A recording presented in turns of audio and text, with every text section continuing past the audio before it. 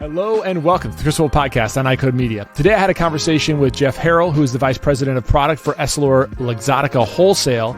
We had a great conversation around, how our eyes move and how we use our eyes in today's world and the differences of how we communicate with patients who are early presbyopes versus later presbyopes and the advantages of getting our presbyopes into the technology that they need and that they deserve early on. So please enjoy our conversation. And as always, be sure to subscribe to the podcast, write a review, share it with your friends, and support those who support us. At iCode, we're focused on providing high-quality education, so I recognize other resources that do the same. Today I want to talk about Leonardo, which is the Essilor-Luxottica digital learning platform, which was launched in 2021. Leonardo's vision is to provide comprehensive education to eye care professionals in order to enhance the eyewear and eye care industry. Its mission is to offer innovative online education on vision care, business management, product, and technologies. Through a blended approach to education, combining with on-demand content with varying formats and live sessions, Leonardo offers education in 40 languages with content translated up to 30 languages. Easily accessible, 24/7, on demand, at your pace. The platform has modern and intuitive experience for learners, recommending content and highlighting skill-based modules.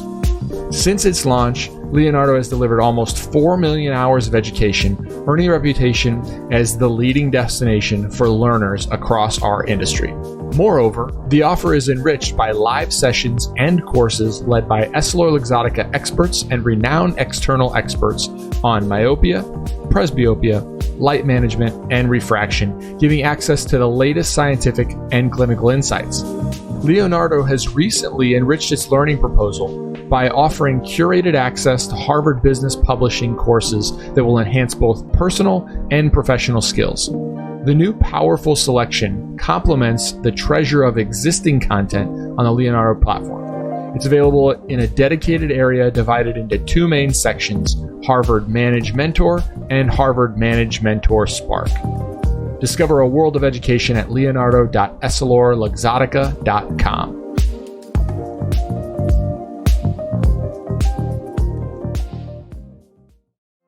So Jeff, welcome back. Thanks so much for coming on again. I really appreciate it. Our last conversation we were talking about the Crizal Sapphire HR, and I'm really excited about that our experience with our patients and our practice have been wonderful with that lens coating and with that glare-free lens.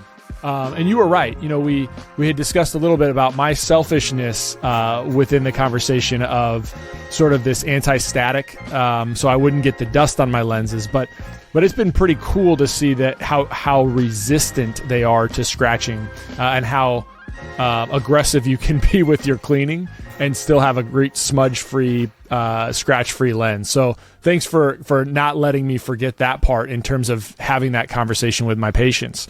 The other thing that you said at our last conversation that I don't know that we really delved into as much as I would have liked to, but you mentioned Leonardo, and I think we've got a lot of listeners for the podcast that know what Leonardo is, but I'll give you the opportunity to talk about the resources that EssilorLuxottica have poured into Leonardo so that our team can be better trained on specific products and also general optical and principles.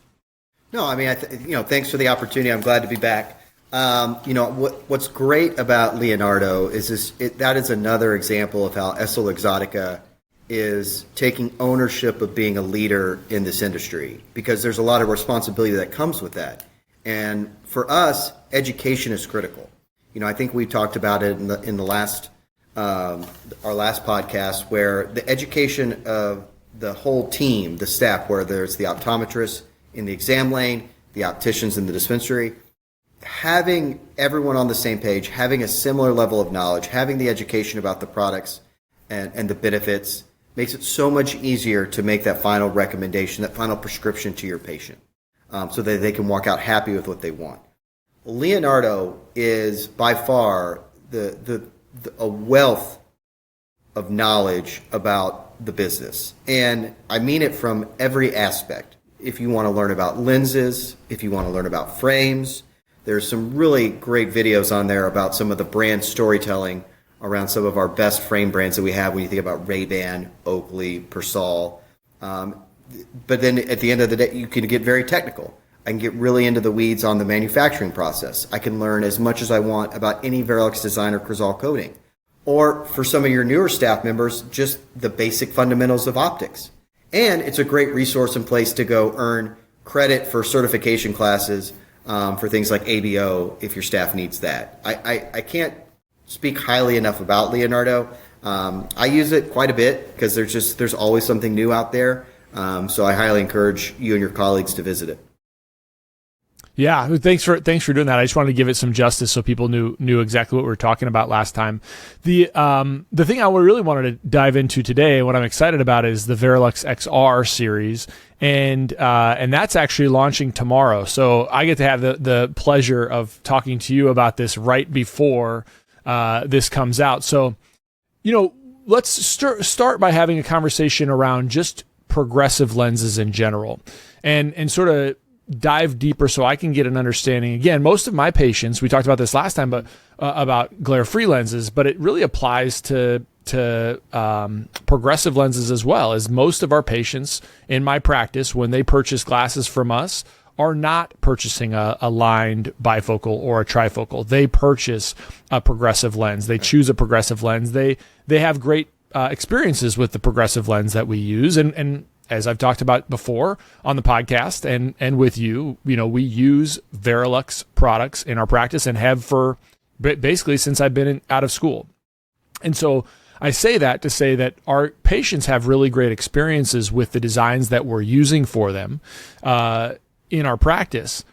But how many patients just across the board are not getting progressive lenses? Like what's the average uptake? I asked this question when we were talking about glare-free lenses, but the average percentage of a patient that needs an add power that gets a progressive lens, what is it across the country?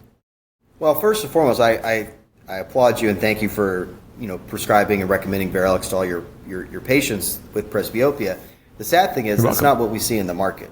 First and foremost, we know that less than half of presbyopes in the U.S. today are in a progressive lens. We, by far, more than other countries, have a very high propensity for bifocals and trifocals. A lot of that can be driven by price point and managed care, but also some of it is just the fact that we're still recommending it to a new presbyope. The sad thing is, once you recommend a bifocal to a presbyope, you will never get them into a progressive. There's no such thing as a bifocal conversion lens. It doesn't exist. Bifocal conversion comes from we stop recommending bifocals. Then you've got the other challenges of practitioners that are fine letting their patients walk out the door with what I would call a substandard solution, or just we can wait on it. We'll wait and see, right? Because there's a fear that I've got to jump them from a single vision or maybe nothing at all if they're an emmetrope to a progressive lens. Maybe they're only a 0.75. Maybe they're just a 1 ad. Hey, I wear a 1 ad. I need a 1 ad at my age. So I think that there's a hesitancy to talk about presbyopes to a younger generation of patient, when with all the digital device use we're seeing, we know that patients are getting the impact of symptoms of presbyopia earlier. For a hyperope, you're talking 37, 38 years old, they're already feeling the effects of presbyopia. So don't let the patient walk out the door. Or you tell your patient, go down to the local CVS or Walgreens and get a pair of readers. I mean, that's not great either, because that's by far not the best solution that a patient could have. The best solution, which is why they're coming to you in the first place, is for your medical recommendation for the best solution for their vision is a progressive lens, specifically a Varilux progressive lens. So I think that there's a huge opportunity to both improve the standard of care and delight your patients by getting them into a progressive earlier. Don't be afraid to talk about presbyopia and use that word. I know we don't have such a fun term like nearsighted or farsighted for presbyopia. If you want to call it over 40 vision or anything else, there's just a huge opportunity to start having that conversation with patients earlier and in the exam lane. Well, and I think if I remember back to my conversation, I've had a number of conversations related to presbyopia, but one that sticks in my mind with Dr.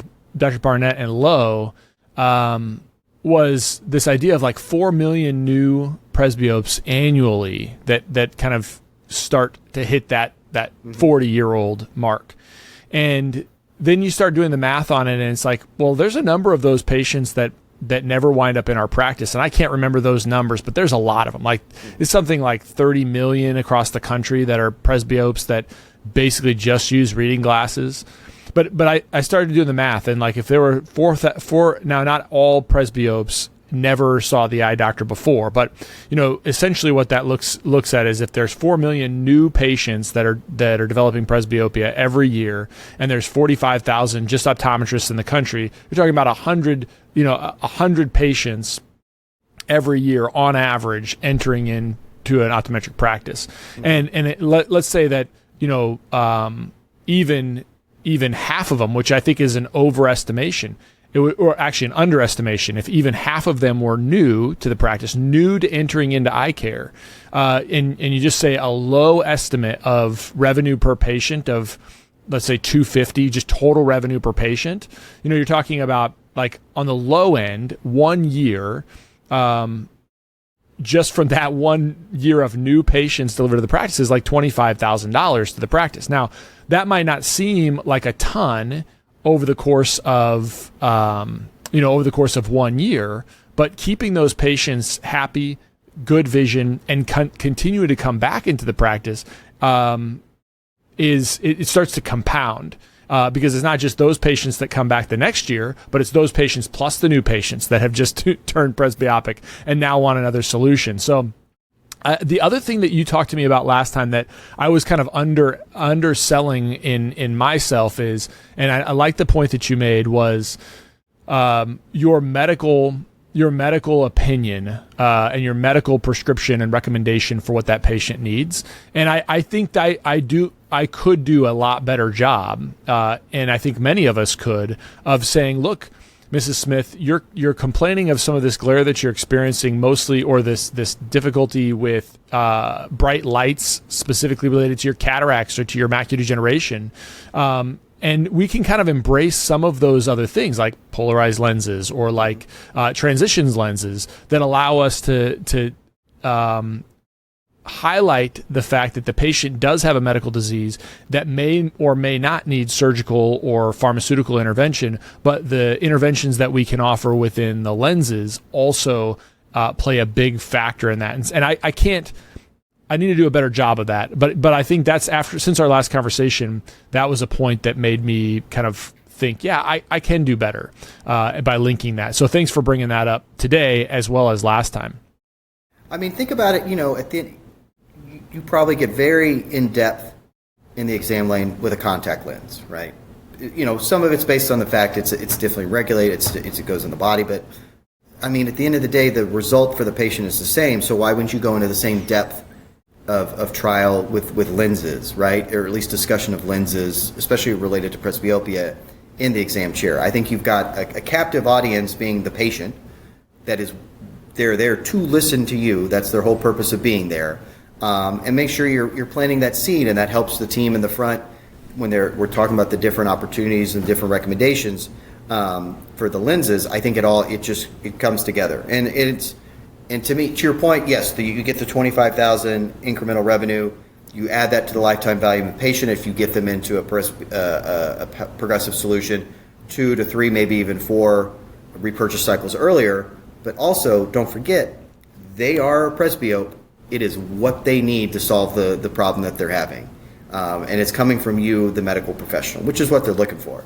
It's funny, I see this, I see it all the time, even in my daily life. We're at my in-laws' house every Sunday for dinner, and I look across the table, and my brother-in-law and his wife both just turned 41, and there she is with a pair of reading glasses sitting on top of her head, waiting to pop them down. And my wife and I are over here on the other side. My wife works for EssilorLuxottica as well. We're both just kind of chuckling and like, hey, we need to have a discussion. This is what we do. So. Yeah. Isn't it interesting that I find this all the time is, patients will just they'll come in and they've quote unquote solved their own problems, as you're describing, early 40s, maybe mid 40s, and they've got glasses on the top of their head or in their pocket or, kind of hanging here, around their collar, and they think that seems less burdensome than just putting something on their face that can stay there all day long. Right. Exactly. Like the on and off, and it makes them look older. Yeah. What makes you look older? Yeah, exactly. Wearing, and especially with the selection you've got of frames today, and I can recommend a few brands for you if you want. What looks better, frames or like I'm constantly doing this? That to me makes me look old. Like, oh, let me pull this out real quick so I can see. Versus, hey, this is who I am. But I know, because then it gets into like your visual identity. And in research, when you talk to emmetropes, man, 20/20 vision, their whole lives, it's something that they wear that like a badge of honor. And then you say, oh, but you will get presbyopia, death, taxes, and presbyopia. It's coming for you. Yeah. They get very concerned, very concerned. So, but I get it. But I think the more times you have the conversation with a 40-year-old about presbyopia, the easier it will become.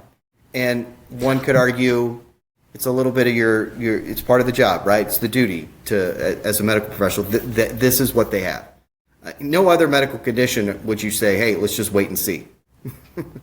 let's address it now. Yeah. Why do you think, what do you think is when you look at the research that you all have done, why do you think we kick that can down the road? Why do you think professionals will kick that can down the road as opposed to do exactly what you said and say, because we don't do it with glaucoma. We look for glaucoma at the very earliest stage and we want to treat it. We look for macular degeneration at the very earliest stage and we want to try to intervene. Now we talk about, and I hope that we'll be able to have a conversation about myopia soon, but now we think about myopia in the same way. It's like, look, we know, Mark Bullimore has done a ton of research on this, we know that there's no real safe amount of myopia. And so you're seeing kind of this transition. Is it because we think myopia is seeing a transition because we're linking it to we're understanding more fully the downstream effects of some of the other aspects of ocular disease that can occur from it? But really, when we think about presbyopia, we don't think about it as like a disease so much. It is a dysfunction. If you really look at the definition of cataracts, and I've looked at this a lot recently over the last year or so, is really when you describe presbyopia, it includes lenticular changes that are the same pathophysiology that occurs within lenticular changes that we describe as cataracts. So I don't know. It's interesting because it makes me think. If I talk about any of those other diseases and I can make them better, or I can intervene sooner and give a patient a better quality of life and a better visual outcome, well, why don't we look at it the same, Jeff? I think too often it's because there's a negative connotation on how you deliver the solution, right? You're not selling progressive lenses. You are prescribing and recommending progressive lenses to that patient, right? And that's where because the presbyopia conversation leads to the progressive lens conversation, which can be, we know it's a different out of pocket for a patient, regardless of if they have managed vision care or insurance or not, or a government plan. It is, and so there's a fear behind it. But if I'm going to another medical professional, hey, I don't give me a deal. I'm not looking for a deal on my cancer treatment, right? I'm going to pay because this is what I have. So think about it as, talk about the product in the exam lane. I think because we disconnect the discussion in the exam lane on presbyopia, on the condition, with the providing of the solution in the front of the office in the dispensary, then you get distracted with the frames. You have all these discussions, and then there's talk about dollars and cents. It's the consumer. We've talked about this before, that the individual patient in the exam lane, consumer in the dispensary, they start feeling that, because they have to get their wallet out. You got to start the conversation. Don't disconnect the two. You have to be hand in hand with those conversations, because we are prescribing a progressive lens. This is the one we recommend. This is why, and it needs to be one continuous conversation from front to back. And I think that's where we fall down, because if you start the conversation of presbyopia, it should end in the recommendation of a progressive lens. If you're afraid of having the conversation on recommending that progressive lens for whatever reason for the patient, you're not going to even have the discussion on presbyopia. And that's doing the patient a disservice, because you at least have to talk to them about the visual condition that they have. And know that, one, don't feel bad. It happens to everybody, death, tax, and presbyopia. Two, there is not a solution to presbyopia. You are going to be a presbyope for the rest of your life. And then three, it's not going to get better. You don't normalize. You don't, I'm at a minus 2.25 sphere and I stop. I'm at a 1 ad. Next is a 1.25. Next is a 2. It's only going to get a higher level of presbyopia as you get older. So let's address it now. Yeah. Yeah. And it becomes, it's the same conversation that we have with our contact lens patients. It's a lot easier to adjust to those smaller powers. And that's actually why, you brought up Eisen as well, but Eisen has been a really great transition point in our practice in patients, when they're just using a lot of digital devices. And as we've talked about before, they are all of them. So at low Eisen levels, but having this transition of Eisen 2, Eisen 3, Eisen 4, they can take a patient where, they're in their mid to late 30s, having more fatigue. You can sort of transition that patient. So it's a continuous adjustment as opposed to this stark difference. If I read a number that the average patient that starts with progressives, or maybe it's bifocals, is 54 years old or something like that in the United States. Man, you're guaranteeing that even with the best quality lenses, that patient's going to have a more challenging experience adjusting than they would have if they would have started as a +1. Okay. Even with the greatest design of lens, they're still going to have a harder time adjusting to that. So why do we do it? I went from an Eisen plus 2 with the 0.6 diopters of power right into a Varilux X with one diopter of ad power. It was seamless. There's no challenge. Yeah. Obviously, I'm going from an Eisen plus to a Varilux X as well, so I have that benefit. But why shouldn't every patient have that opportunity to try that as well? So it's what I see today is just as clear, is just as sharp, without any challenges that I had in the past with Eisen. It's incredible. And my script next year is I've already been prescribed a 1.25 ad. So tomorrow, when Varilux XR launches, I can go downstairs, get my Varilux XR with my 1.25 ad now, and I'll feel like a grown-up. Yeah, it's been my exact same experience. I'm 41, but I probably started wearing, and I've probably started wearing in clinic a computer lens when I was 35 or so. Okay. And now, when I'm editing or when I'm reading or doing computer work for a long period of time, I always have my glasses on. Mm-hmm. And, so when I'm away from when I'm in clinic, I have them on all day long. When I'm away from clinic, I'll put them on when I'm working on the computer. And the reality is I'm at 41, I'm not that old, but at least I think I'm not that old, but I will find myself I'll be doing work, hanging pictures and I just put my glasses on and it feels so much more comfortable. And I never notice any visual distortion off to the side. Again, we use good quality stuff, so I'm not worried about that, but it just seems seamless. And I think it's because I've had that transition. And so I always remember that when I talk to my patients. And I think you may even put a finer point on it, because probably the hardest ones are the emmetropes, the emmetropes that are now kind of getting by, and they do pride themselves on not having to put glasses on their face full time, but they put them in their head full time. And they're on their face part time. Those are the ones that are a little more challenging, and I'm working to make that better. I think we talked about the taking on and off of the readers, but if you think about if you have to do that every single time you look at your mobile phone, how often are you going to do that every single day? You know what I mean? So it's people are on their digital devices constantly. Nothing's probably changed visual behavior more in the last few decades as the truly the explosion of digital device utilization amongst patients.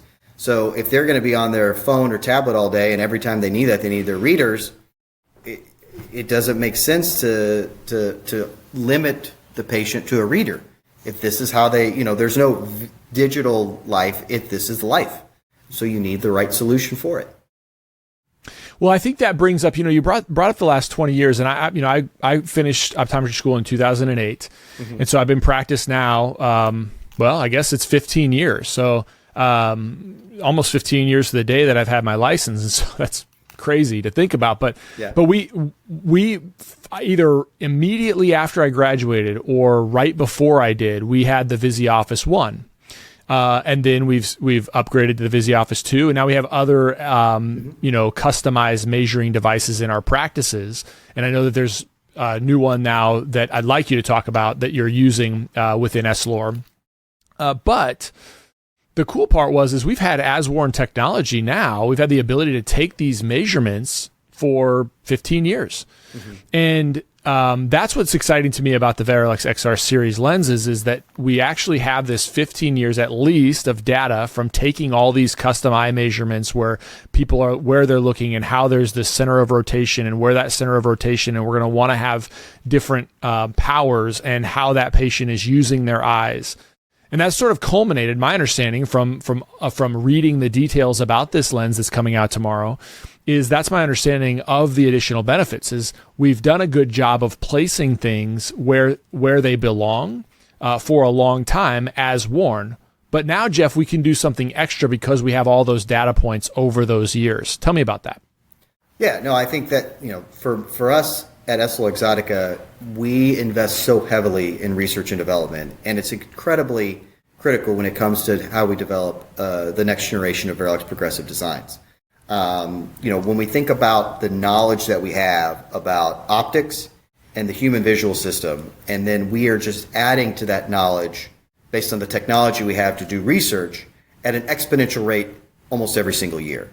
And you look at the additional data that we have, this proprietary data now on truly human visual behavior, more than just the eye-brain connection, how your eye functions, but truly how you visually behave, the lowering of your gaze, your lateral offset, how much you move your head, how much you move your eye, and being able to add that level of knowledge to the design is incredible. Because when we talk about all these digital device uses, what is that causing? Well, it's causing the patient to move their eyes well over 100,000 times every single day. And as your eyes are moving, as you know, they're moving left and right together, because that binocularity is critical to how your brain interprets the images from your left and your right eye in the binocular summation to get a singular image and know what I'm even looking at. Now, you put a progressive lens in front of that eye that is not respecting how much those left and right eyes are moving together, that ocular navigation, you're going to get incorrect signals to the brain. That's why it's so critical to have this visual behavior data to improve the binocular balance and the binocular summation of the left and right lens, reducing the optical disparities between the two. The brain gets that instantaneous sharp vision delivered to it, and that's what the patient gets. Because you've got to have that binocularity is so important to the overall visual performance, your contrast sensitivity. If you don't understand how the eyes are naturally working together, and you can't apply that to the lens, you can't get the level of performance you're ever going to see with a Varilux XR lens. Because Varilux XR, the best overall progressive lens, is going to provide that instantaneous sharp vision even in motion. And that's what's critical, because you can have, knowing what the left and right eye are doing in a static environment is one thing. It's a whole nother thing to do it in a dynamic setting where you're moving, things are moving at you. That is the kind of information that we now have at our disposal to design something like Varilux XR series. And, when we look at what we've been able to do in taking all of that data and using that data in behavioral artificial intelligence, and I do say it like that, it's critical when we talk about behavioral artificial intelligence, because just like anything, it's garbage in, garbage out. So this huge amount of data that we have, this really great data that's allowed us to create almost a digital twin of an individual in a virtual setting, really at every type of prescription, to make sure every design for every prescription for every wearer is almost so closely predicting their behavior. We have a very responsive lens to the eye's natural movements before you even put it on. And that's what's going to be the great thing about Varilux XR series. It truly is going to be the best overall progressive lens, just based on the years of data that we have and our ability to turn that in to a beautiful progressive design through behavioral artificial intelligence. I mean, I think from my perspective, it's kind of like I know it's going to be a natural upgrade and a natural something that will feel comfortable on me, because that's been my experience for the last 6 years when I've been in a progressive with Essilor, with Essilor lenses. The thing I think about it, it's hard to kind of describe all of what you just said to a patient. I think as we've discussed before, I think a lot of my patients that have chosen to stay with us to get their glasses from us, in addition to getting their care from us, they know this. They know the same thing intuitively about that I know, is that I'm going to put these lenses on and they're going to feel immediately comfortable. My vision is going to be immediately good, and I'm going to be able to do the things I need to be able to do. But there's this whole other group of patients that, for whatever reason, have decided to go someplace else. Either we're not on their managed vision care plan, or they, they perceive that they're getting a better value from because the price tag is less, or the price tag doesn't wind up being less, but they're getting something different that they think is less expensive. For whatever reason, I liken it to, I can tell you, if you're not a car guy. And I am a car guy. I think I like cars. I've got a big family, but I like cars. I like big engines. I like horsepower. I've talked about cars before on this podcast with you. That's why I'm bringing it back up again. Yep. But I remember the very first time I ever drove a BMW, my dad in 2013 bought a 2003 M3 convertible. And when I got behind the wheel of that car, you just felt connected to the road. When you hear BMW describe their cars as the ultimate driving machine, I never understood what they meant until that moment.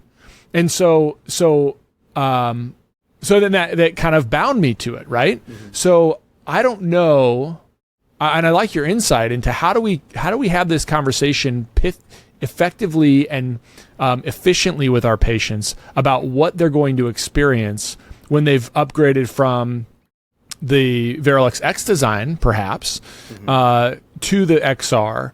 How do we describe that to a patient in a way that once they do it, that articulates the advantage immediately, but once they do it, they're like, the ultimate vision machine, right? Like, how do we send that message? Well, first, I want to address your comment about the patient potentially undervaluing the progressive lens solution based on cost.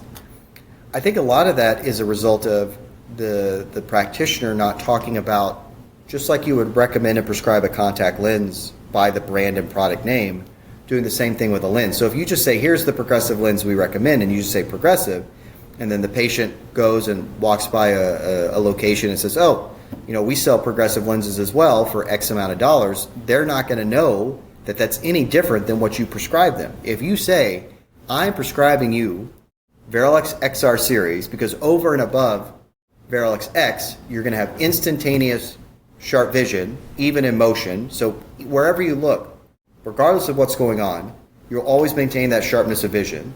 And we know that because when we've done the wearer studies, we know that 90% of wearers in the wearer study perceived instantaneous sharp vision, even in motion. We know that 95% felt confident while they were in motion. We know that 95% were adapted to that design within the very first day, if not hours. So if you're not telling the patient what the brand is, what the product is, and then the why, then of course they're gonna think everything is, there's only one progressive lens. This is what I have. Someone else paid X for it. I got cheated. That's not what we want. So to me, first and foremost, you got to talk about it and say, we are recommending and prescribing Varilux XR because it's the best overall progressive lens. It's going to provide all the vision you're going to need. it's built in such a way that you will have instantaneous sharp vision wherever you look. Yeah, I think that's really helpful. I am I might be a little behind if I'm going to start talking about this tomorrow, but let me bounce this. Okay. Let me bounce an idea off you and get you your reaction. Okay. So let me see if I've assimilated the information in a way that I would want to deliver it to my patients. I think this is helpful just in general to kind of think about this. And so this is totally just absorbing what you've said. So, Mrs. Smith, you have discussed having a challenge when you're trying to find those new locations, when you're looking from distance to near and looking at your phone. The Varilux XR lens will do that, will allow you to adjust your focus in different places while your eyes are moving from side to side instantaneously.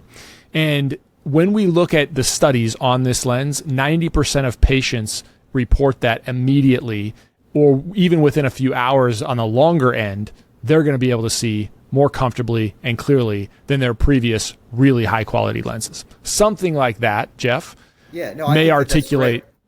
That is great because, I got to work on it. No, I got 24 hours. You're getting there. You're getting there. Now, remember, you're saying that to her in the exam lane. You're not waiting for the optician or dispenser to talk No, about I know. At the point of sale, you got it. This is part of the recommendation in the chair, and you're talking about, because you could say, digital device use, screens everywhere. There's so much visual stimuli that you're absorbing every single day. Your eyes are just naturally moving all over the place. If the lenses that I'm recommending aren't designed to move with you, you're not gonna. It's gonna take a minute to figure out what am I even looking at, because the left and right have to work together. So I love how you're talking about, hey, your eyes are moving from here to here. This is going to make sure that you maintain that sharp vision regardless of where your eyes are looking. I think I think we can kind of get lost in the coolness of the stuff we do, and I think that happens to everybody in every position. And I also think we can get lost in very cool. Let me tell you, I see that all the time. It is all the time. Yeah, and so I think that's the thing of like the more that we work on those types of things, the less it sounds, but the less it feels like us selling a product. The more it feels like us extolling all the cool benefits of like what we can accomplish now. And that I think is the key, is understanding the details, understanding the benefits, and discussing that benefits and prescribing those benefits based on that patient's specific symptoms. That's where I feel like when I'm firing on all cylinders with my patients, I never feel like I'm selling, even though I am. I mean, I'm not mentally selling them, but like if I want a patient to adhere to a treatment program, they need buy-in, and I can't get them to have buy-in if whatever that treatment program is, if I don't really believe that it's the best thing for them, and they'll feel it.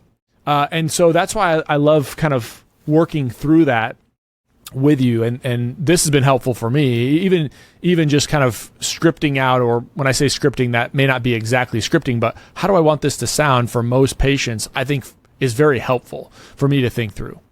No, I think, I think that's great that you're already doing it now. And I encourage your colleagues to do the same. We already, and for a few weeks now, we've had some great content out on Leonardo that allows the optometrist, the optician, to go and learn about Varilux XR series. We are doing so much today through media, conversations like this, through training, in-person training at some of our road shows and trade shows, ABO credits available on Leonardo. People, your colleagues should already be receiving some really impactful point-of-purchase tools and materials to help them in the recommendation. We're doing that now. We've been doing that for the last month or so, the last 6 weeks, because we want you to be ready tomorrow. We don't want to get to tomorrow. You download all the stuff into your practice management system. I can order on Vision, and now we start the process. That doesn't help the patient that's walking in the door tomorrow. You want to be ready to go for when Mrs. Smith walks in tomorrow. You are ready to recommend Varilux XR day one. And to us, that's the most critical thing we can do, is make the practice ready to feel confident in prescribing it from the very first moment they have the opportunity to. And that's our goal with this launch. Whether it's the education we're putting out, the elevated point of purchase and merchandising materials that we're providing the practice, everything is there to help the eye care professional recommend and prescribe Varilux XR to that patient as soon as they walk in the door. Now, I think you touched on, being a past Physioffice user. We do have additional opportunities for eye care professionals that want to provide truly a personalized, not just lens, but experience for the patient. Thing I think we talked about today is to remind people that a device called the iRuler 2 cool. that's available through Essilor It Instruments. is cool. I don't go to their website and order it.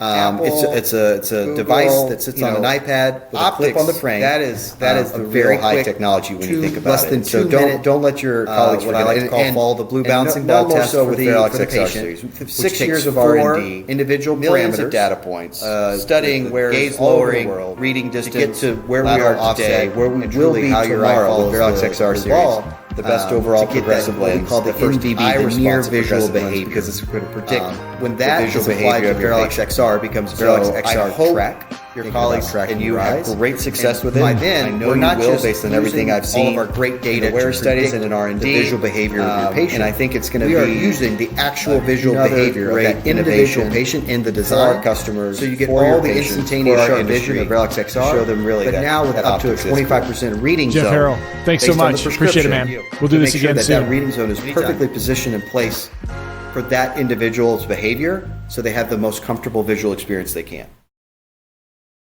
Super cool. So, Jeff, I'm going to be respectful of your time. For the listeners, check out EssilorPro.com. There's additional resources there. I'll also put the specific links in the show notes. Jeff, what am I forgetting?